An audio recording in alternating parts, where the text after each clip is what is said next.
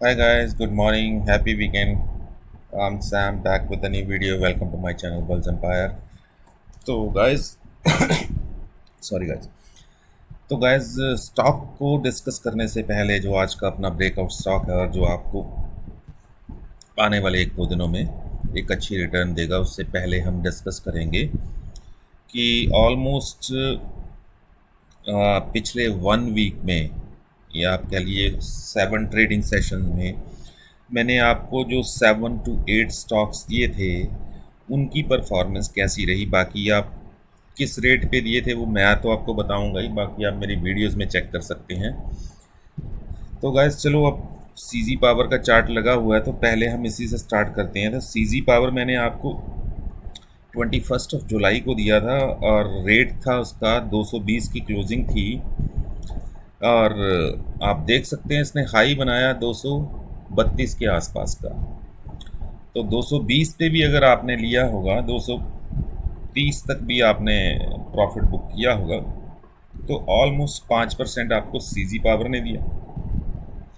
और अगर आपने 500 की क्वांटिटी ली होगी तो 10 पॉइंट के हिसाब से आपको 10,000 यहाँ पे बनना चाहिए। और अगर आपने क्वांटिटी 200 की ली होगी तो 10 पॉइंट के हिसाब से 2,000 आपको इसमें बना होगा। और फिर मैंने आपको टाटा एलेक्सी दिया था। यार इसके स्पेलिंग, तो टाटा एलेक्सी मैंने आपको 24 जुलाई को दिया था, 24 जुलाई को या 8200 पे दिया था और 8800 के आसपास का मैंने आपको टारगेट बोला था। और ये ट्रेंड लाइन बनी हुई है। मैंने जब इसने यहाँ पे क्लोजिंग दी थी या यहाँ पे था, तब मैंने आपको दिया था 8200 के आसपास कि टाटा एलेक्सी में एक ब्रेकआउट आने वाला है और 8800 के आसपास की मेरे टारगेट्स रहेंगे। तो 8700 के पास की, यानी ये देखिए 8700 का इसने हाई लगाया है। तो 8200 से 8700 अगर आपने 100 शेयर भी लिए होंगे, चलो 100 भी नहीं कहता मैं, अगर आपने 25 शेयर भी लिए होंगे तो 500 पॉइंट्स की मूवमेंट, तो अप्रॉक्सीमेटली 10,000 आपका टाटा एलेक्सी में बना होगा 24/7 से लेके 29/7 तक। यानी 24 को मैंने दिया था, 25 को आपने लिया होगा और 25, 26, 27, 28, 29 यानी 1 वीक में 10,000 आपका इसमें बना होगा सिर्फ पर 20 शेयर्स। तो 8,000 का स्टॉक है, 1.5 लाख का आपका कैपिटल लगा होगा। ठीक है। तो बाकी मैंने आइशर मोटर दिया था आपको, ये थोड़ा पीछे दिया था मैंने और इसने टारगेट भी पहले ही अचीव कर लिए थे।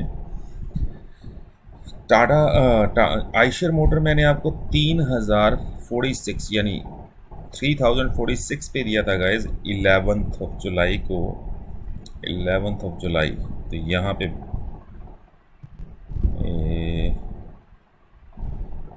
यहाँ पे बन रहा है।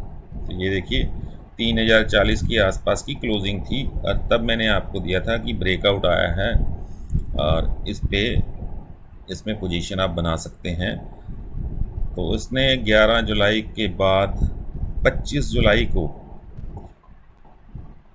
3180 का हाई बनाया गाइज।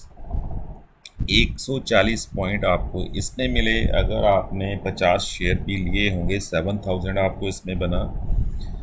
और फिर मैंने आपको दिया था अदानी ट्रांसमिशन,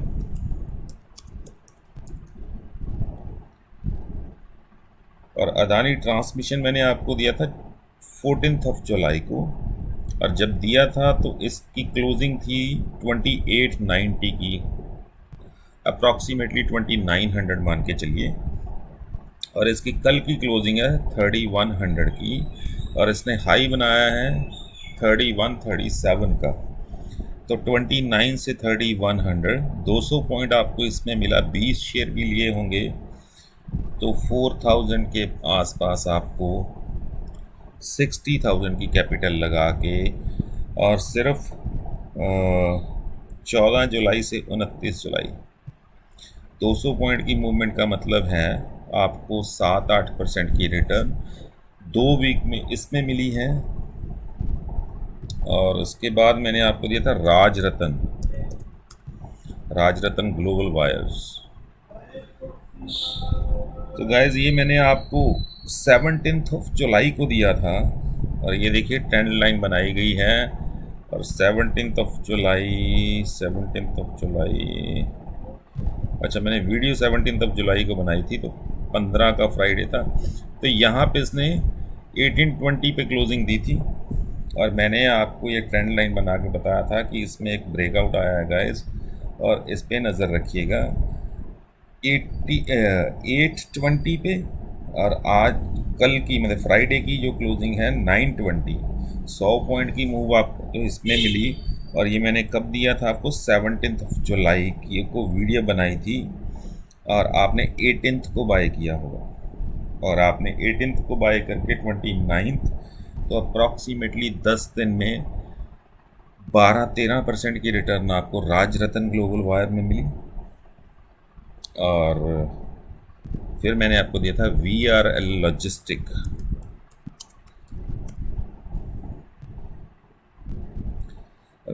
VRL लॉजिस्टिक मैंने आपको दिया था 18 जुलाई को और क्लोजिंग इसकी हुई थी 681 पे।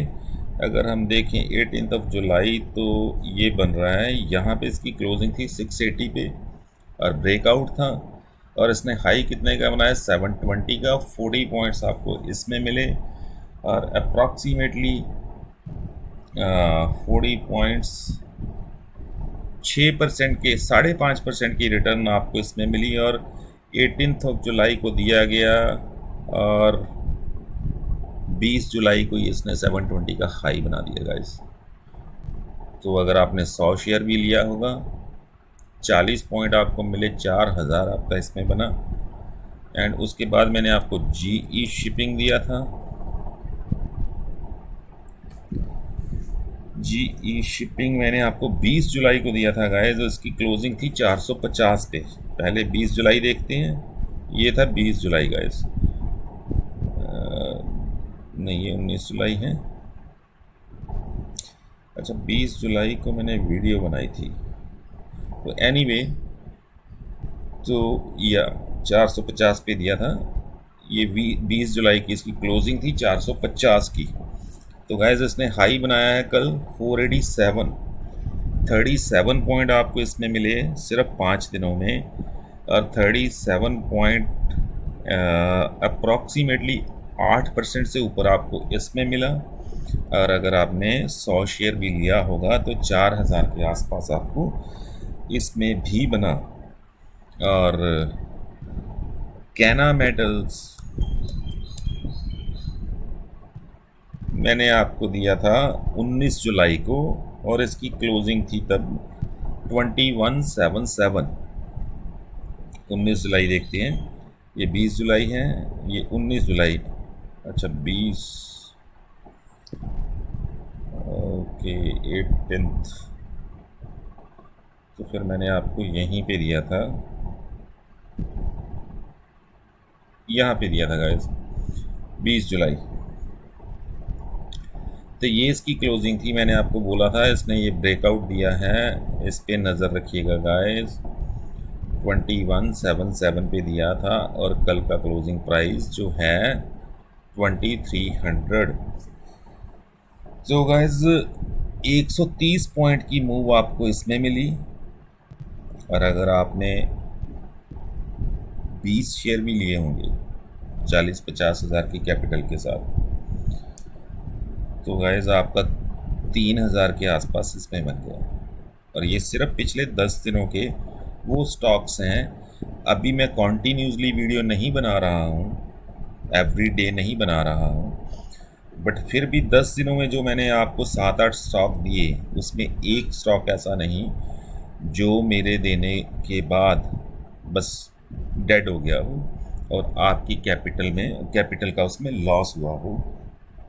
थोड़ा बहुत नीचे गया होगा स्टॉक, ठीक है, वो मैं आपको बताता भी हूँ कि अगर थोड़ा बहुत नीचे मिलता है तो उसे एक्यूमुलेट कीजिए, वन टाइम बाइंग ना कीजिए। अगर आप थोड़ा सेफ जोन में प्ले करना चाहते हैं, ऊपर गया तो कम क्वांटिटी में प्रॉफिट पिक कीजिए, नीचे आया तो एक्यूमुलेशन के लिए आपके पास बैकअप पड़ा होगा।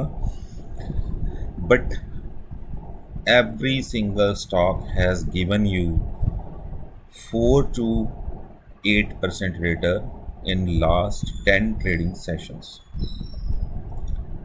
तो गाइज़, अगर मुझे नहीं पता आपने सभी स्टॉक लिए, आपने कोई एक आध लिया या आपने उसमें 2-4 लिए, बट मैं आपको ये बताना चाहता हूँ कि एक फ्री चैनल पे मैं आपके साथ स्टॉक शेयर कर रहा हूँ और वो सब आपको रिटर्न दे रहे हैं। अगर मैं पिछले 6 महीने का डाटा उठा के आज आपके साथ शेयर करने लग जाऊँ तो आप देखेंगे स्टॉक्स डबल हो गए हैं। जहाँ पे मैंने दिए थे गिरती हुई मार्केट में भी स्टॉक्स डबल हो गए हैं अप्रॉक्सीमेटली।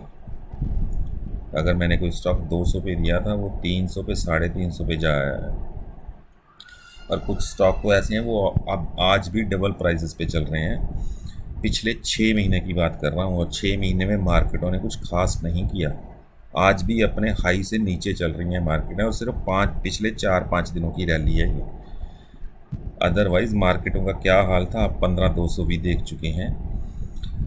तो गाइस, इतनी मेहनत करके और इतनी रिसर्च करने के बाद मैं आप लोगों के सामने स्टॉक्स लेके आता हूँ। मुझे नहीं पता कि are you taking any benefit or not, या क्योंकि मेरे फ्रैंकली स्पीकिंग जो लोग आपको ये Nifty, bank Nifty, I don't know, options, ये सब बताते हैं, वहाँ पे मैंने व्यूज़ देखे हैं, थाउजेंड्स ऑफ व्यूज़ हैं।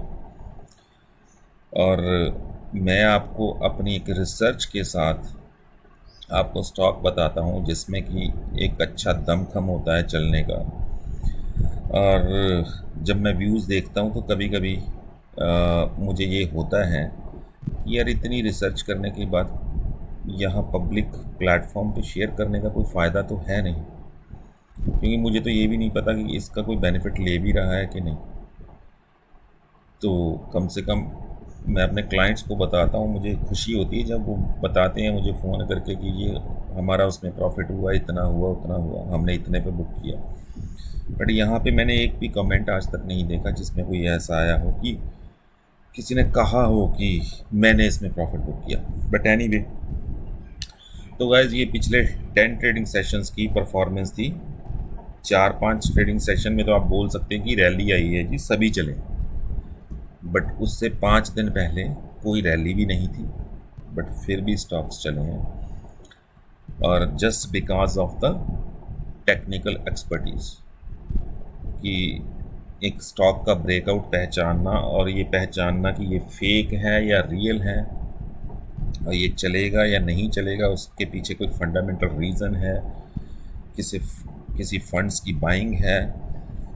तो इसमें गाइस बहुत डाटा ढूंढना भी पड़ता है और उसे एनालाइज करना पड़ता है, फिर जाके आपके साथ स्टॉक शेयर किया जाता है। बाकी रहा, मैंने एक चीज़ और बोली थी, अगर किसी ने वो वीडियो देखी हो गाइस, मैंने ये चैनल बनाया था जब निफ्टी कुछ यहाँ पे थी 16,200-300 के आसपास। तो मैंने आपको बोला था, मैंने कहा ये जिस पैटर्न में ये चल रही है तो ये इसका स्विंग हाई बनता है, नेक्स्ट स्विंग हाई, ठीक है, 16,800 के आसपास। और वहाँ से एक बार निफ्टी ने रिवर्सल ली और ये यहाँ इस ट्रेंड लाइन तक नहीं आई और यहीं से रिवर्स हो गई। और आप देखिए इसने इस पैटर्न का एक ब्रेकआउट दिया है निफ्टी ने, ठीक है। और मैं आपको एक और चीज़ दिखानी चाहूँगा, जब निफ्टी यहाँ से वापस आई थी, ठीक है, जैसे ये स्विंग हाई से वापस आई और यहाँ से रिवर्स हो रही है। अब इस स्विंग हाई से निफ्टी यहाँ वापस आई और ये स्विंग हाई बनाया जो कि बेसिकली हायर लोअर हाई बना रही थी, ठीक है। ये पहला हाई 18,600, दूसरा हाई 18,300, तीसरा हाई 18,000 के आसपास। और अब यहाँ से इसने एक पैटर्न शुरू किया, ये स्विंग हाई बनाया, फिर स्विंग लो बनाया जो कि इस लो से भी नीचे था, और यहाँ से अब इसने फिर एक स्विंग हाई बनाया। बट अब जो स्विंग हाई बनाया है इसने गाइस वो इस स्विंग हाई से ऊपर है, 16,700 16,800 से ऊपर है, और इसीलिए निफ्टी ने यहाँ पे कंसोलिडेशन की, क्योंकि यहाँ पे ये देखा जा रहा था कंसोलिडेशन का मतलब पोजीशंस बनना, कि निफ्टी ऊपर जाएगी कि निफ्टी नीचे जाएगी, निफ्टी यहाँ से रिवर्स होगी या निफ्टी ब्रेकआउट देगी। तो जैसे ही निफ्टी ने ब्रेकआउट दिया और अपना ये स्विंग हाई तोड़ा जो कि 16,770 का था, तो उसके बाद असल में ये रैली शुरू हुई है जो पिछले 2 दिन से आप देख रहे हैं, और जो कि मंडे को आप देखेंगे, क्योंकि निफ्टी यहाँ पे खुलने वाली है गाइस 16,300 के आसपास। एक तीसरा गैप अप निफ्टी देने वाली है आपको, चौथा गैप अप भी बोल सकते हैं आप, ठीक है। बेसिकली ये गैप अप नहीं था, बट ये गैप अप था, फिर ये गैप अप हुआ, तीसरा गैप अप आपको निफ्टी मंडे को देने वाली है। और अगर निफ्टी अब इस ट्रेंड लाइन को ब्रेक करेगी जो कि अभी थोड़ा दूर है, बट 17,800 17,800, तो गाइज निफ्टी इस पैटर्न को, जो ये पैटर्न बना हुआ था लोअर हाइज का, उस पैटर्न को ब्रेक कर जाएगी। और उसके बाद क्या होगा मैं अभी से नहीं कह सकता कि निफ्टी एक नया हाई बनाने जा रही है, निफ्टी 20,000 जा रही है, नहीं जा रही, वो अभी कहना बहुत मुश्किल है। बट हाँ, ये स्विंग हाई इसने ब्रेक कर दिया है और इस पैटर्न का भी इसने एक ब्रेकआउट दे दिया है। और अगर आप निफ्टी में काम करते हैं तो मैं आपको काम करने की जो स्ट्रैटेजी है वो बता सकता हूँ, और जो मैं पिछले 6-7 दिनों से अपने क्लाइंट्स को बोलता हूँ, और वो स्ट्रैटेजी है बाय ऑन डिप। कि अगर निफ्टी, मैं आपको एक चीज़ और दिखाता हूँ, 5 मिनट के चार्ट पे चलते हैं। तो गाइस निफ्टी ने ये हाई बनाया 142 के आसपास, 17,142 के आसपास, और वहाँ से निफ्टी आई 17,000 के आसपास, अप्रॉक्सीमेटली 120 पॉइंट आया। और लोगों ने क्या समझ लिया, करो शॉर्ट, 17,000 ब्रेक होने जा रहा है। बट गाइस जब कोई चीज़, चाहे वो स्टॉक हो चाहे वो इंडेक्स हो, जब वो अप ट्रेंड में हो ना, तो फिर शॉर्ट नहीं, फिर ये डिप पे बाय करनी बनती है, ठीक है। मैं आपको एक चीज़ और बताता हूँ। निफ्टी इस ट्रेंड लाइन को ब्रेक नहीं कर पा रही थी, जो ट्रेंड लाइन मैंने बनाई हुई है, और वहाँ से ये नीचे आ जाती थी, ऊपर जाती थी तो फिर वहाँ से नीचे आ जाती थी। तो अगर आपने अप ट्रेंड में किसी चीज़ को शॉर्ट करना है तो आपका टारगेट्स बहुत छोटा रहना चाहिए गाइस। यहाँ पे शॉर्ट करके आप ये नहीं बोल सकते मेरा 200 पॉइंट का टारगेट रहेगा कि निफ्टी 150-200 पॉइंट नीचे जाएगी वहाँ पे कवर करूँगा, नहीं, फिर आपका मैक्सिमम 50 पॉइंट कि मैं यहाँ पे, जहाँ पे ये कंसोलिडेट हो रही है, यहाँ पे शॉर्ट करूँगा और ये मेरा स्टॉप लॉस रहेगा, क्योंकि अगर इसके ऊपर निकली तो फिर ये बुलिश है, फिर नीचे नहीं आने वाली, ठीक है। आपका स्टॉप लॉस बहुत कम हो जाएगा पर आपका टारगेट भी बहुत छोटा सा होगा, 40, 50, 60 पॉइंट्स का, क्योंकि अप ट्रेंड में है।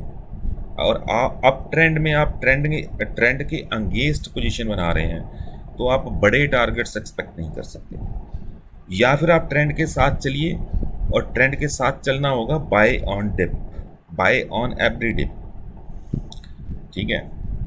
तो अगर किसी ने यहाँ पे बाय की हो, ठीक है, ये हम मान के चलते हैं 17,020, तो क्या मिला उसको, 150 पॉइंट सेम डे, ठीक है। यहाँ पे इसने लो भी बनाया तो 17,060 से नीचे नहीं आई हो, 17,020 पे भी वापस नहीं आई। और अगर किसी ने 17,060 पे बाय कर ली कि यार ये डिप आया है मैं यहाँ पे बाय करता हूँ, तो 17,060 पे बाय की 17,200, ठीक है। जबकि ये स्पॉट प्राइस है, ये फ्यूचर का प्राइस नहीं है। फ्यूचर 17,200 से के ऊपर चला गया था। तो अगर किसी ने यहाँ पे बाय की तो उसको भी 100 पॉइंट उसको भी मिल गया। जिसने इस डिप पे बाय की उसको 150 पॉइंट मिल गया। यहाँ पे डिप पाया जिसने यहाँ पे बाय की 870, 937, 940, तो उसको भी प्रॉफिट हुआ।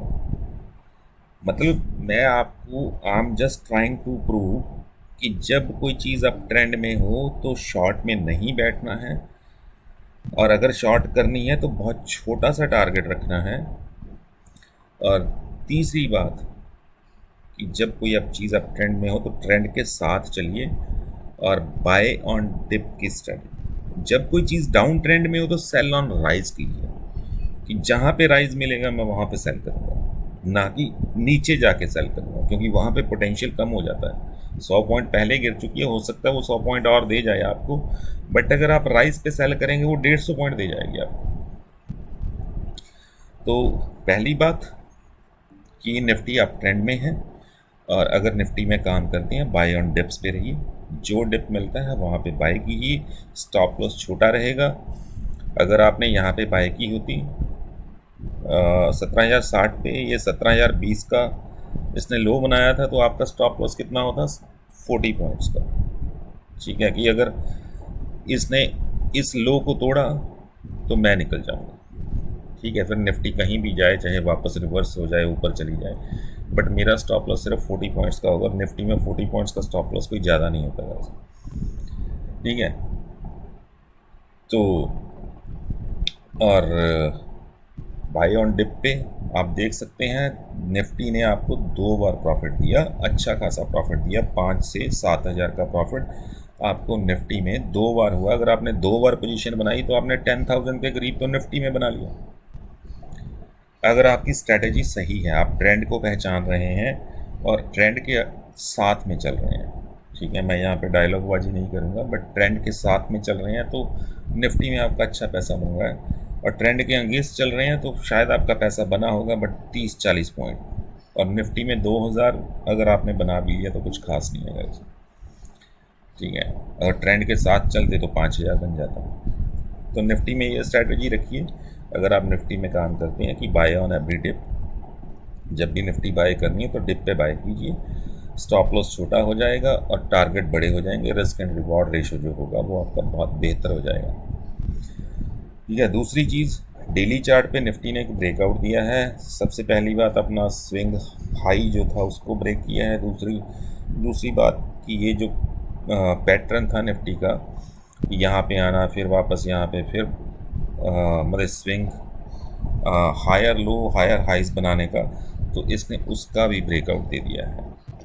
बाकी अब वेट करते हैं कि जो ऊपर वाली मेन ट्रेंड लाइन है जो कि 17,800 पे आ रही है, और अगर निफ्टी यहाँ पे जाती है, मैं ये मान के चलता हूँ तो 17,700 भी हो सकता है, 17,800 भी हो सकता है। अगर उसको ब्रेक करती है तो फिर आप निफ्टी में एक नई रैली एक्सपेक्ट कर सकते हैं, बट अभी वो यहाँ से 600 पॉइंट दूर है।